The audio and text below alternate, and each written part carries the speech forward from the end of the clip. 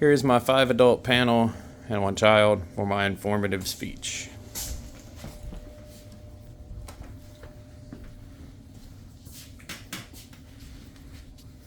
By show of hands, how many of you have ever had a concussion or known someone with a concussion? Awesome. You may think that that directly relates to CTE, chronic traumatic encephalopathy. It does not.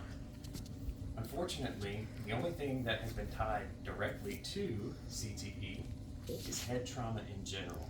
So while concussions come from head trauma and CTE also comes from head trauma, the two are not directly related. There's a nice local connection to what of impact of CTE in our local community. Growing up, we always had 4 very successful local tackle football teams for the youth. Over the years, flag football has began to grow in this community. Me personally, I have a 6-year-old who plays flag football, and I feel it's important that he establish those fundamentals of the game in flag football rather than exposing himself to CTE.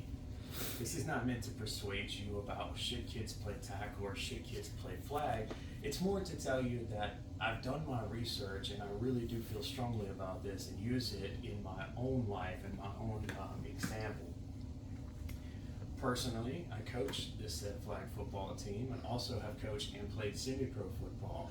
To me, the experience of taking those blows to the head and making jokes about the other team's paint on their helmet, on your helmet from hitting hard, and understanding what the effects of that really is today provides me with some credibility to discuss this topic with you.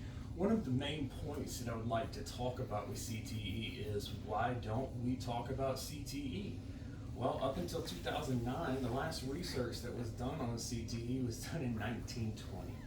Dr. Martland was studying boxers for a condition that he coined as punch drunk. Punch drunk is still a popular term used today. It's last night we were watching the UFC fights, and sure enough, it was referred to that one of the fighters looks like he's always punch drunk. As funny as that sounds, it's possible. CTE is an existing condition. What is CTE? It is a progressive neurodegenerative disorder. This means that once you've got CTE, it's not going anywhere. It's constantly getting worse no matter what you do. Now, can you make it worse? Absolutely. Statistics show from the PEM study that 1 season of football can increase your chances of CTE by 21%. That's crazy. Why is this significant? Why is there a question here? To me, adults who are making millions of dollars, they deserve the right to put their life in their own hands, to accept that. But our children don't. So that is where the education of CTE comes into hand. To give you an idea of what CTE does to the body, imagine owning an automobile, getting in 20 fender benders in a year. It's possible. Not for me. Getting in 20 fender benders in a year and never taking your car into the shop because the airbag didn't go off. That's what ignoring CTE with your body is like. You're taking hit after hit after hit after hit, but because it wasn't a concussion, well, you weren't pulled from the game. So that's more of significance. I hope that that kind of gives you a better idea of what the effects of CTE are on the body. The last thing that I want to talk about is the pitch that the NFL has done to try and assist people with the decisions on playing tackle or flag football. As we all know, the NFL, the National Football League, makes all of its money on tackle contact football. So why would they be pushing for these changes at the youth level? Honestly, I'm not sure where the ploy is for them. It doesn't make sense. But I did find some very interesting infographics that the NFL put out. In these infographics, they listed different reasons as to why, what are the benefits of flag football and what are the benefits of tackle football. Guess what? Most of the line items were identical.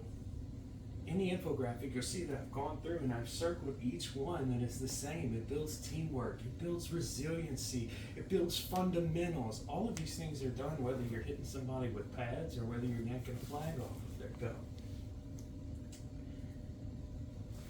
in summary, I'm not here to beg you to put your child into flag football. This is not a speech of persuasion by any means.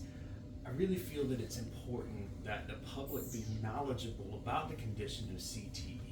Not just what is CTE, what causes CTE, and what does CTE cause in our communities daily. I hope that you've enjoyed this speech today, and I hope that you take some education away from this moving forward. Thank you.